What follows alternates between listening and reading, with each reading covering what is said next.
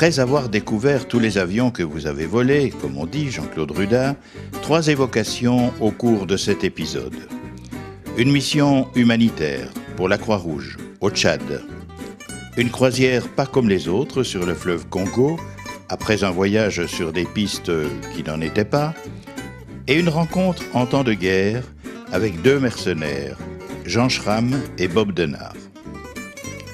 Pour la mission humanitaire, cela débute du temps où vous étiez à Sion, dans vos bureaux de Transvalère, une compagnie que vous avez fondée et dirigée.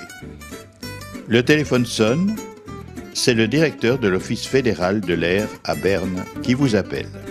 Vous pouvez venir à Berne pour discuter avec moi, on a un problème au Tchad et on a besoin de vous.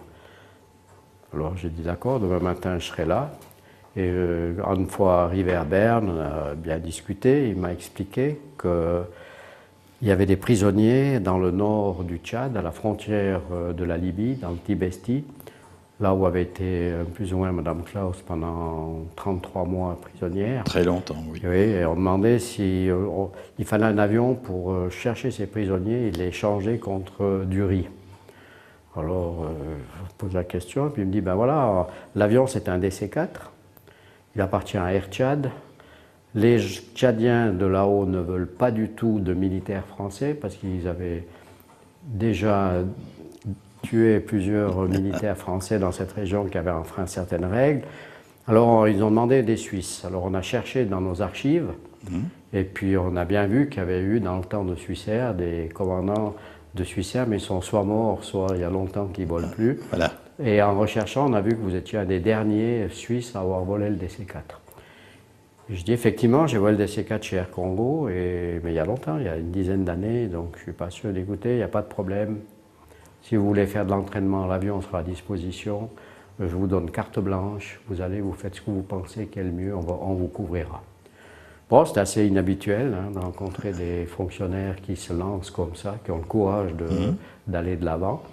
Donc j'ai demandé à mes collègues, quelques-uns qui voulaient venir avec moi, parce qu'il me fallait un copilote et un mécanicien, qui n'avaient jamais volé l'avion non plus. Alors il y a eu des volontaires, on a fait une très belle mission. On est parti là-bas et on a fait l'entraînement. On a fait 38 minutes d'entraînement. Et puis les gens de Air Tchad ont dit ouais c'est bon, on pouvait y aller. Effectivement, c'est pas un avion compliqué, puis ça m'en revenait assez vite. On a commencé à faire des vols. On allait à Faya-Largeau, on allait à d'autres endroits, on larguait du riz, on revenait, on chargeait autre chose. Et la mission de Bardaï, dans le Tibesti, est arrivée. On a dit voilà, alors demain vous allez à Bardaï chercher ces gens qui attendent depuis des mois et des mois. On a chargé l'avion, ils m'ont dit voilà, ça sera votre route. On a avisé toutes les stations, tous les amis, les ennemis et tout le monde que vous allez passer par là. J'ai dit ouais, c'est magnifique. Ouais. On a discuté avec mes collègues, on a dit bon, on va choisir une autre route. Et puis on a fait une route tout à fait à l'opposé. Ouais. On savait qu'il n'y avait pas trop de tiraillements. C'est ça. Puis on est parti là-dedans et on a eu beaucoup de peine à trouver cet aéroport qui se situe près d'un grand cratère. Heureusement, c'est grâce à ça qu'on est finalement arrivé. On a tourné en rond, mais on n'osait pas non plus trop descendre, de peur qu'on nous tire dessus. On n'était pas sûr de dire on est au mauvais endroit. Finalement, après avoir bien cherché, on a vu une piste, enfin ce qui ressemblait à une piste, une ancienne piste d'atterrissage. On a fait un passage pour voir, et puis je dis allez, on y va. Et puis on a posé là entre des cailloux. s'est arrêté au milieu de la piste et avec nous on avait bien sûr 8 tonnes de riz plus un représentant du CICR, un Tchadien. Et puis il nous a dit bon maintenant arrêtez-vous et faites rien. Alors on a arrêté les moteurs puis on n'a rien fait et le temps a passé, je ne sais pas combien de temps, 5 minutes, 10 minutes. Effectivement, un moment plus tard, on voit arriver un monsieur là de loin qui était tout à fait du coin avec un chèche, il avançait les mains dans les poches et au milieu de la piste et on a attendu. Une fois qu'il était là, il a demandé d'ouvrir les portes, sortir l'échelle. Le Tchadien est descendu, ils ont discuté, ils sont remontés les deux, ils ont regardé la cabine et puis il a dit maintenant il faut ouvrir les soutes. Alors le mécanicien est descendu, a ouvert les soutes, ils ont fait ça.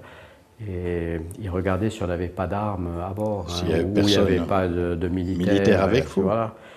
Une fois qu'il a été satisfait, il est remonté là, un peu sur la piste devant l'avion, il a enlevé son chèche, il a fait un signe kabbalistique par là au-dessus. Et là, c'est comme si vous allez au Disneyland, hein, la même chose. Vous regardez, il n'y a rien, puis tout d'un coup, vous voyez sortir les gens de derrière un banc de sable, de derrière un buisson. Vous voyez des jeeps qui s'amènent, et il n'y avait rien, on n'avait rien vu avant. Et là, ils sont arrivés, beaucoup de militaires, ils sont venus autour, ils ont déchargé le riz, et ensuite ils ont dit, voilà, vous pouvez embarquer les passagers. Puis il dit, il y en a combien? Il dit, oh, je ne sais pas, je ne peux pas compter. Et ces gens sont arrivés, on les avait remarqués préalablement quand on a fait notre tour, parce qu'il semblait qu'il y avait une zone sombre là sur le sable. Puis ces gens sont arrivés, principalement des femmes et des enfants, et on a commencé à charger. Donc un DC-4, normalement, avec ses sièges, c'est 60 personnes. Hein. Oui. Et on a commencé à charger, alors le mécano, on n'avait pas de siège, hein. Alors les gens s'asseyaient par terre, serrés, deuxième rang, troisième rang, quatrième rang. Bon, on me dit l'avion est plein, je dis d'accord, mais il y avait encore beaucoup de monde. 60 personnes et il y en restait. Et il en restait beaucoup, et on ne sait pas combien on en avait, parce qu'on n'a pas pu compter. Et on a dit, bon, on fait un effort, hein. On a dit aux gens, vous voulez vous serrer? Alors bien sûr, le Tchadien a traduit, tout le monde s'est serré, hein. S'ils avaient pu se couper les jambes pour laisser monter les autres, ils l'auraient fait. Ouais. Ils se serrent, on en rembarque encore, je ne sais pas, 20, 30, et puis de nouveau, ça vient vraiment plein. Et puis quand vraiment on ne pouvait plus, il restait là peut-être une quinzaine ou une vingtaine de personnes qu'on n'a pas pu prendre. Donc on a eu entre 100 et 110 personnes vraisemblablement dans cet avion. Et puis on ferme les portes, je demande la mise en route des moteurs. Et à ce moment-là, une femme arrive, toute seule, avec tout en noir. Et je voyais bien qu'elle tenait quelque chose contre elle. Et elle s'approche, elle vient de mon côté.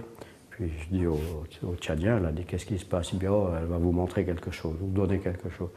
Effectivement, elle ouvre son habit, là, et là, on voit un bébé, je ne sais pas, peut-être de quelques mois, et elle le lève au-dessus de sa tête, dans ma direction, et moi, j'étais tout étonné, hein. Je dis, qu'est-ce qu'elle veut dire? Elle veut que vous preniez le bébé. Puis j'ai dit à mon copilote, là, je dis, vous avez besoin d'un enfant, un peu en rigolant, parce que vraiment, je ne savais pas que faire. Mission difficile. Et puis il me dit, non, elle veut que vous preniez le bébé. Je dis, ouais, bon, nous, on ne peut pas prendre un bébé, je veux dire, c'est pas... On arrive à... Il dit, non, en Afrique, les enfants ne sont jamais seuls. Et alors, on a réouvert la porte, de devant, cette fois. On a attrapé le bébé, on l'a donné derrière, je ne l'ai plus jamais vu, on ne sait jamais ce qu'il est devenu, qui l'a pris, ce qui s'est passé, enfin bref. Et puis, on a refermé la porte, et là, la femme s'est baissée, et puis d'un signe de remerciement, c'était vraiment un moment très, très émouvant. On a remis en marche les moteurs, voilà, on est remonté ce qu'on pouvait appeler la piste, hein, on s'est fait secouer et tout, on a décollé, et puis on est rentré jusqu'à Fort-Lamy, N'Djamena à l'heure actuelle. Et c'est une belle mission, et je pense qu'aussi mes deux collègues qui ont participé avec moi, ils peuvent être très fiers d'avoir fait cela. Et aussi l'Office fédéral de l'air qui, pour une fois, ne s'est pas contenté de critiquer, de demander des choses, a osé aller de l'avant et créer une mission qui a permis peut-être de sauver la vie à une centaine de personnes. Voilà, c'était ça notre Tchad. On a fait plusieurs missions. Et quand je passe devant cet avion-là, ça me fait toujours un peu se dire, ben voilà, j'ai fait une belle carrière, j'ai eu de la chance, mais une fois dans ma vie, je sais que j'ai rendu service à quelqu'un. Utile. Utile, voilà. Sans rien me demander, sans rien, on n'a pas été payé, on n'a rien du tout. C'est Transvalère qui avait payé les salaires, on n'a pas eu un centime de bonus parce qu'on n'a pas demandé, on a fait ça vraiment pour aider ces gens qui étaient dans une misère terrible. Bravo Jean-Claude Ruda, à vous et votre équipe pour ce geste du cœur. Mais revenons quelques années en arrière, lors de votre départ pour l'Afrique. Oui, alors après que je sois parti pour le Congo, j'ai trouvé un travail comme mécanicien grâce à des amis dans un garage de camions. Et je me suis débrouillé, hein, j'étais pas très bon, il y avait beaucoup de Congolais qui étaient meilleurs que moi hein, comme mécano, mais enfin bon, ça m'a permis de survivre, d'avoir un toit, de commencer à gagner un peu d'argent, puis petit à petit, au fil des mois, j'ai repris mon souffle.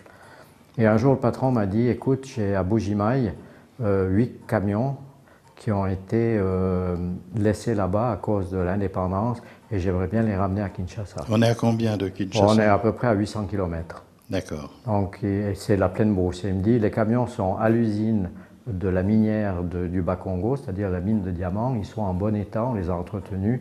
Tu vas là-bas, tu formes des chauffeurs, puis tu reviens avec. Et j'ai dit bon, ben d'accord, pas de problème.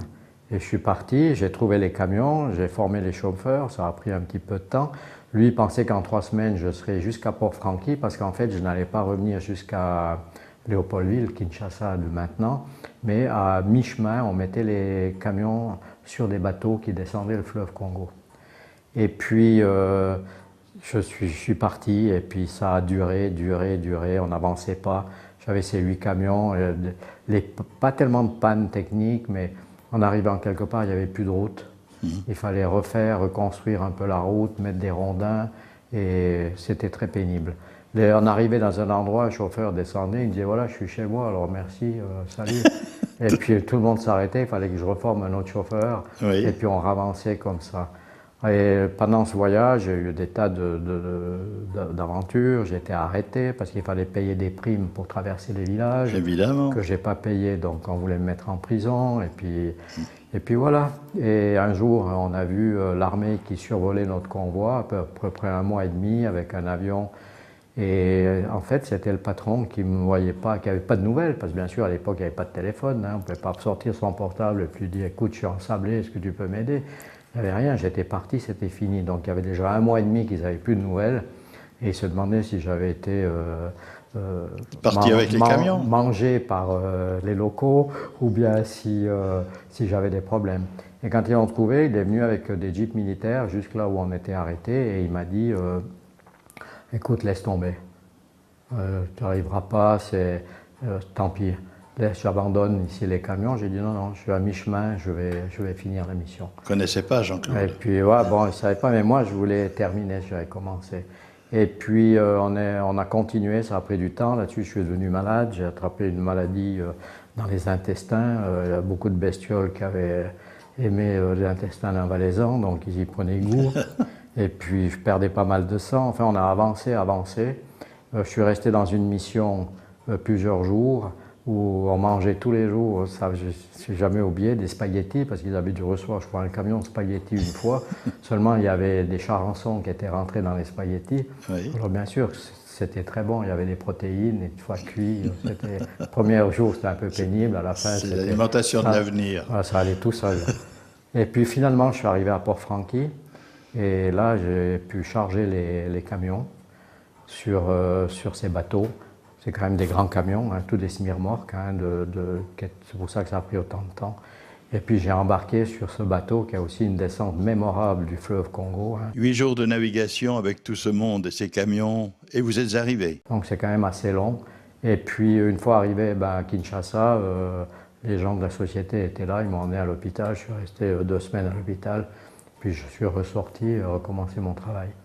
Et j'ai été guéri en fait grâce à des médicaments qui sont venus de Bâle, de l'hôpital tropical de Bâle. Oui. Et puis quand je suis arrivé au bureau, mon patron il m'a dit bon, écoute, c'est fantastique, je te remercie de ce que tu as fait. Et voilà, tu as ton salaire, mais je te donne une prime de 5 000 francs comme ça pour le travail. Et ça m'a permis, ces 5 000 francs, ça m'a permis de faire venir mon épouse. Hein, j'ai pu lui payer le billet, elle a pu venir me rejoindre. Paulette, disons son nom aujourd'hui. Et puis, le solde de l'argent, j'ai continué à voler à l'aéroclub. Ça m'a permis de faire des heures, de passer ma licence de pilote professionnel avec la qualification de vol aux instruments. Et puis, j'ai continué à voler comme ça, un peu à gauche, à droite. Je me suis fait des relations. C'était une belle période de ma vie parce que vraiment, je redémarrais. Quelque temps plus tard, Jean-Claude Ruda quitte le garage pour les aéroports, parfois aussi les aérodromes de fortune, en brousse. Mais avant qu'il nous raconte sa rencontre avec 2 mercenaires, l'un belge, Jean Schramm, l'autre français, Bob Denard, ce bref rappel de l'histoire, la raison de leur présence au Congo. Tshombe, leader de l'ancienne région sécessionniste du Katanga, de l'autre, le chef des armées, le jeune et ambitieux général Mobutu. Face au péril Simba, les deux rivaux parviennent à s'entendre pour faire appel à des soldats étrangers. Des mercenaires. Et vous y étiez, Jean-Claude Ruda. Vous les avez rencontrés. Alors, racontez-nous. Je faisais un vol de Kinshasa à Kisangani pour la compagnie de génie civil pour laquelle je travaillais, avec mon Piper Apache. J'avais posé d'abord à Bandaka, qui s'appelait avant Coquilhatville, pour faire le fuel, parce que c'est assez long. Et une fois que j'étais prêt à partir, le contrôleur là, me dit « Oh, on n'a pas eu de nouvelles aujourd'hui avec Kisangani ». Bon, ça ne me travaillait pas trop, hein, parce qu'il suffit d'une panne de carburant ou quelque chose, et puis les radios ne marchent plus, et puis voilà, c'était comme ça. Hein. D'accord. Mais alors je suis parti, arrivé près de Kisangani, j'ai appelé, pas de réponse, rien, j'ai fait un petit tour, là, je n'ai rien vu de spécial, et j'ai posé avec mes passagers. Et une fois au sol, je fais demi-tour pour revenir vers les hangars, et là, qu'est-ce que je vois? Des jeeps avec des militaires, des mercenaires et tout ça, avec leurs fusils pointés sur nous. Alors, on a ralenti, et puis ils nous ont fait signe de les suivre. On les a suivis jusqu'au parking. On a ouvert les portes et ils nous ont dit, voilà, on a attaqué le Congo. Nous allons devenir les maîtres du Congo. Et je dis, bon, et vous êtes prisonniers.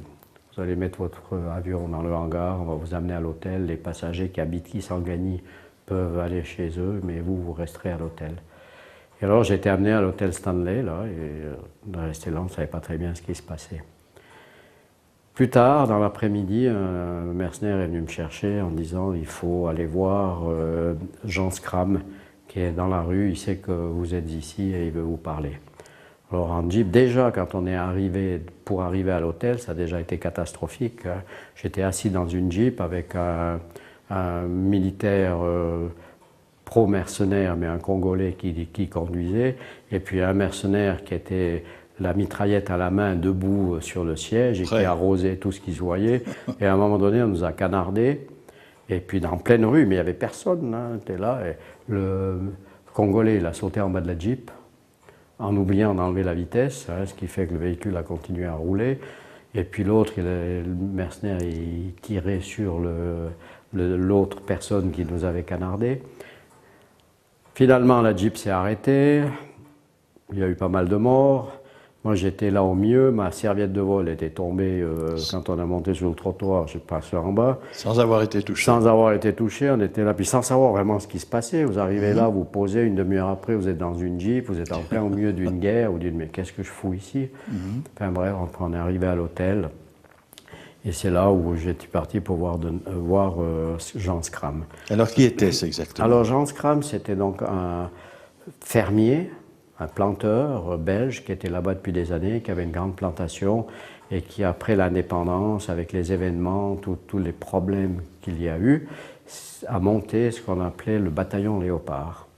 Et lui, il n'avait que quelques mercenaires avec lui, et tout le restant de sa troupe, c'était des Congolais de la région qui le suivaient, en espérant remettre de l'ordre dans la région. Et j'avais rencontré Jean Scram peut-être quelques mois auparavant, un soir que j'avais dû aller inaugurer pour le gouvernement congolais un petit aéroport qui était propriété d'un planteur sur un site privé. Et il fallait que quelqu'un aille inaugurer la piste. Alors j'avais été inaugurer cette piste que je ne connaissais pas, ni le planteur, qui était très sympathique. Et il m'a dit, écoute, tu es quand même ici, si tu n'as rien de mieux à faire, tu restes ce soir, comme ça tu dors une fois dans la brousse. Bon, la brousse, j'avais déjà dormi pas mal dans la brousse avec les camions, hein, donc, mais là, ça m'intéressait de voir. Il plantait de la citronnelle, qui a ensuite été distillée sur place et envoyée en France pour les parfums.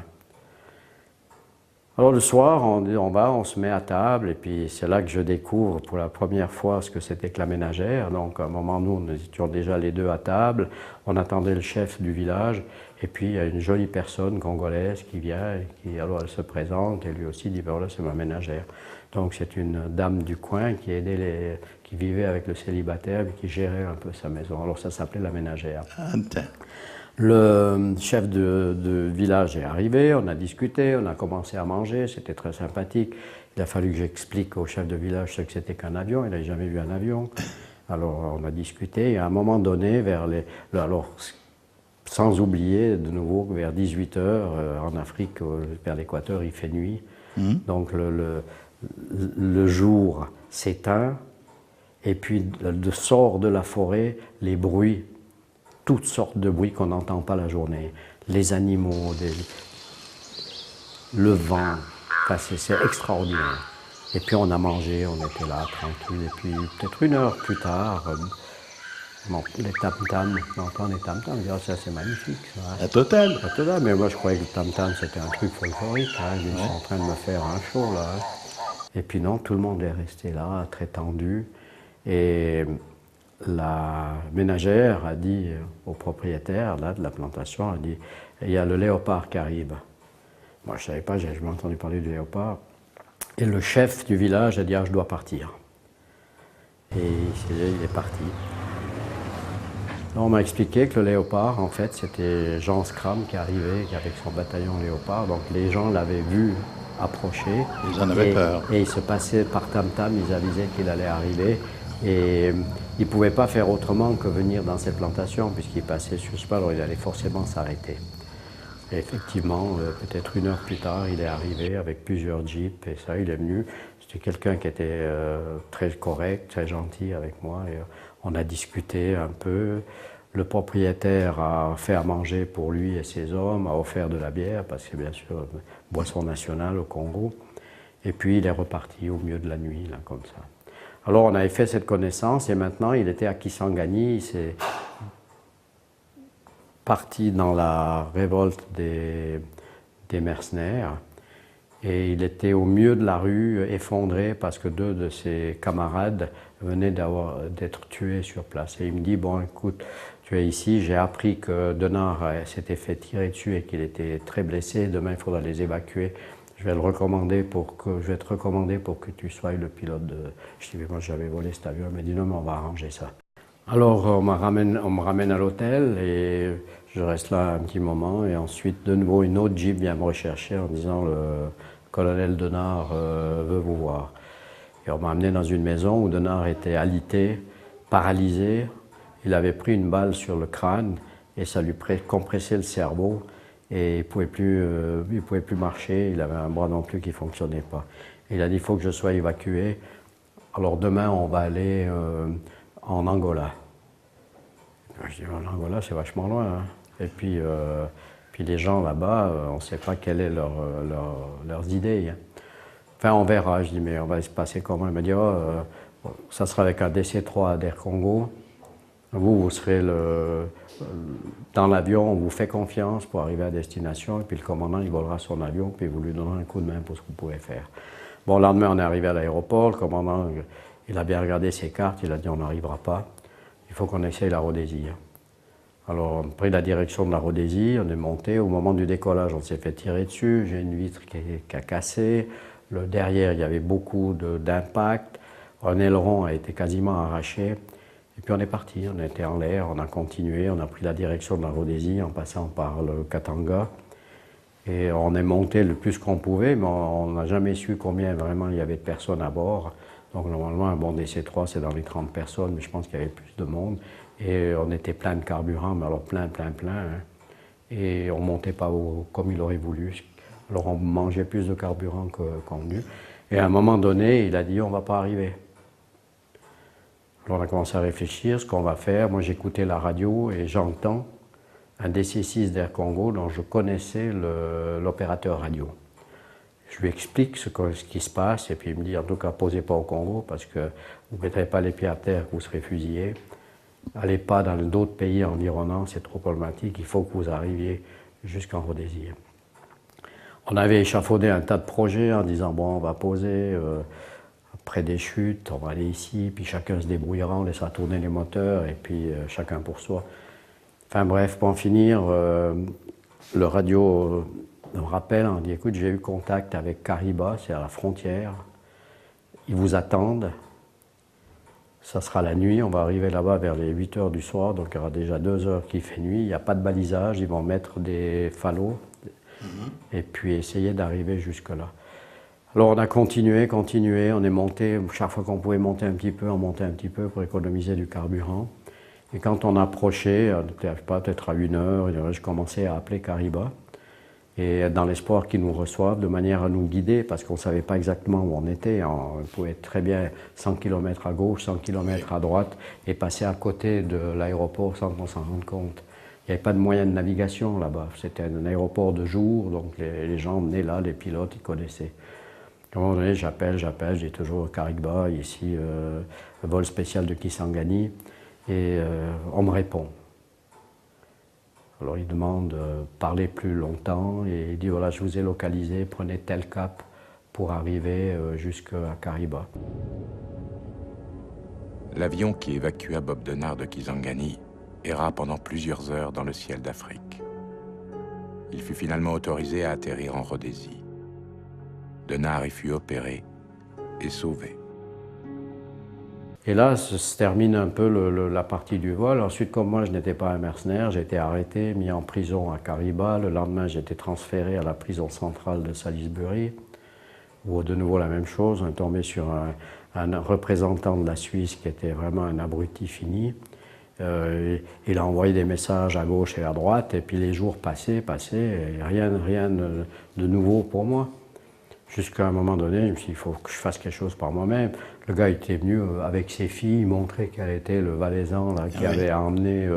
Ils ont écrit une lettre ici, le département des affaires étrangères ou des Suisses à l'étranger a écrit une lettre à mon père en disant bon, on sait que votre fils est en bonne santé, mais est-ce que vous êtes d'accord de couvrir les frais qu'il va éventuellement ramener? Toujours une affaire d'argent. C'était incroyable, incroyable. Et je dis, tout compte fait, je tente un coup, je demande si je peux écrire une lettre. Et le gardien me dit ouais, pas de problème. Il m'apporte du papier, crayon et tout. J'écris une lettre à Roger Monvin, président de la Confédération. Donc Roger Monvin, il est de Sion. Ouais. Moi, je suis de Sion. J'ai été, je ne sais pas combien de dizaines de fois dans sa maison avec ses enfants. On était à l'école ensemble. Puis je lui écris, cher Roger, voilà, je suis ici en prison et comme tu le sais, je n'ai rien à voir dans ces affaires. Et puis, je ne voudrais pas croupir ici, il faut m'aider à sortir. Et je lui remets 2-3 mots. Alors bien sûr, cette lettre n'a jamais quitté la prison, parce que Roger Monvin ne l'a jamais reçue, mais ça a remué. Bien sûr. En disant, le directeur de la prison a appelé leur ministère des Affaires étrangères. Ça les a impressionnés quand même. Mais ce type-là, il n'a rien à voir avec ça, il faut le renvoyer chez lui. Et voilà. Et le lendemain, on a dit, ben, vous allez partir. Et la Rhodésie a organisé mon expulsion de Rhodésie dans un avion de ligne. Ils avaient avisé le représentant de la Suisse d'être là pour venir me chercher, mais comme il avait prêté la voiture à sa femme et qu'elle était rentrée, il ne pouvait pas être là encore, ce qui fait... Et les Rhodésiens ont bloqué le vol de ligne en disant il ne partira pas. Et c'est finalement un officier de l'armée rhodésienne qui m'a amené à l'avion où les gens attendaient déjà presque 1 heure. Oui. Alors, tout le monde me regardait en disant mais c'est qui ce type qui a... Finalement, je suis arrivé à Johannesburg. Il faisait 5 degrés. J'avais une chemise, un pantalon, une paire de chaussettes, absolument rien d'autre. Parce qu'on n'avait pas donné d'habits, rien à la prison. Sûr. Et j'étais à l'ambassade de Suisse et là, c'était une autre chanson. Là, on est tombé sur des gens responsables qui m'ont aidé, préparé le retour. Ils m'ont donné des nouvelles de ma femme qui elle, avait été transférée de nuit par l'ambassade de Suisse au Congo à Brazzaville pour qu'elle évite des représailles éventuelles en sachant que c'était moi qui avais fait sortir Denard du pays. Voilà, ça se termine comme ça. J'ai eu beaucoup de chance. On vole 7h45 avec 8 heures de carburant. On ne sait pas très bien où on est. L'avion est endommagé, tout aurait pu se passer. Et d'un autre côté, si je n'avais pas eu ça, j'aurais peut-être dû suivre les mercenaires jusqu'à Bukavu, dans leur fuite pays. Et là, on sait encore moins ce qui aurait pu se passer. Donc, et ça, c'était en 1967 En 1967, c'était le 7 juillet 1967. Et vous êtes rentré en Suisse? Alors, je suis rentré en Suisse et puis j'ai pris un peu mon souffle. Et après, j'ai dit à ma compagnie à Bruxelles, j'ai dit voilà, moi je redescends, bon, pas de problème, on vous donne un billet. Et une fois arrivé à Kinshasa, j'ai retourné à l'ambassade, voir notre ami l'ambassadeur. J'ai dit, ouais, il faut que j'aille, que je commence à bosser. Hein. Moi, je venais juste de trouver un boulot comme pilote, c'était pas le moment que je l'arrête. Et il faut que j'aille voir l'armée pour leur dire que j'ai rien à voir avec ça, pour que je ne sois pas fait prisonnier de nouveau à l'intérieur, dans un petit aéroport ou quelque chose. Il m'a dit, tu ne reviendras jamais de là-haut. Ça s'appelait le Mangafula, hein, là où était Mobutu. Et puis j'ai dit, non, je vais y aller. Alors il m'a dit, bon, si tu insistes, je vais t'envoyer avec une voiture de l'ambassade. Comme ça, déjà, on montrera que nous aussi, on supporte. Porte ouverte, hein, voilà. Ils m'ont emmené là-haut, j'ai vu, il y avait des Belges qui étaient là avec Mobutu. Et puis, tout son quartier général, ils m'ont dit, non, non, on sait que vous n'avez rien à faire, vous êtes là, il n'y a pas de problème. Et je n'ai jamais eu de problème, hein, contrairement à ce qu'on peut s'imaginer. Après, dans les années qui ont suivi, j'ai plusieurs fois transporté Mobutu et sa famille. J'ai organisé les vols à l'intérieur du pays pour le roi Baudouin qui est venu pour le 10e anniversaire de l'indépendance du Congo. Jamais on m'a fait un problème, rien. Voilà, comme quoi, il faut y aller. Hein. Revenons à 1967, à votre retour, c'est sur Genève, je crois? Oui, je suis arrivé à Genève. Genève. Ouais. Une caméra était là. Regardons ces images. Jean-Claude Ruda, après 2 ans de Congo, vous êtes à nouveau suisse et valaisan. Quand êtes-vous arrivé? Je suis arrivé cette nuit à Genève et cet après-midi à Sion. Et au Congo, vous pourriez nous raconter votre vie pendant ces 2 ans? Je suis pilote professionnel dans une société belge et j'effectue des vols de 1200 à 1300 km par jour. 4 vols par semaine en moyenne. Et vous êtes revenu pour des raisons très précises, lesquelles? Oui, j'étais un petit peu forcé.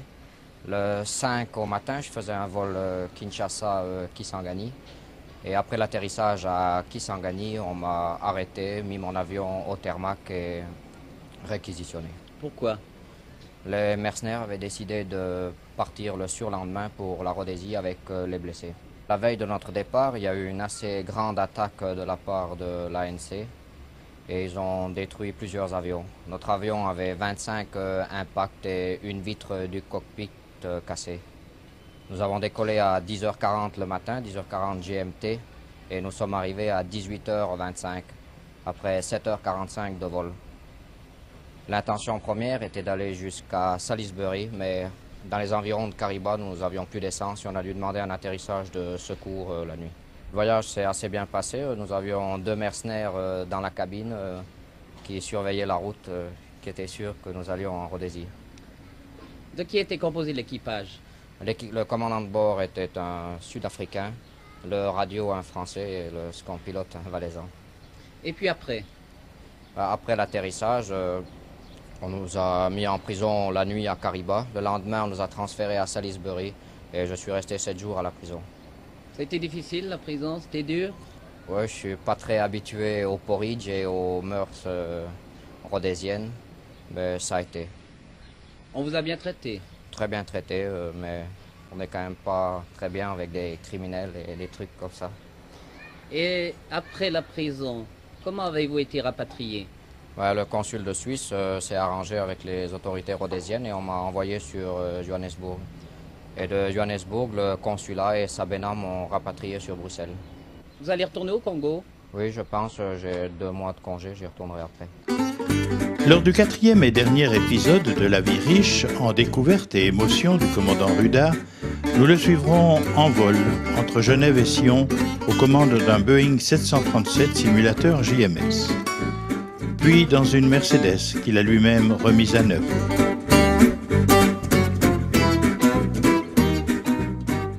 Comme pour ce camion venu des États-Unis.